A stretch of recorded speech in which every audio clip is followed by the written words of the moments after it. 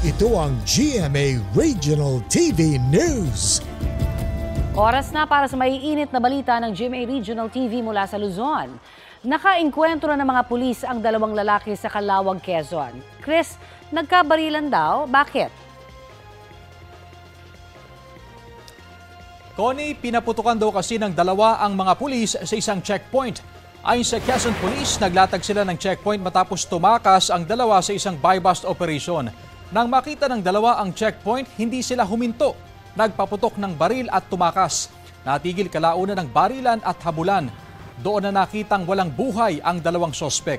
Isa sa loob ng sasakyan habang ang isa nasa gilid ng highway. Wala namang nasaktan sa panig ng mga pulis. Ayon sa pulisya, hinihinalang miyembro ng Gun for Hire Group ang isa sa dalawang sospek.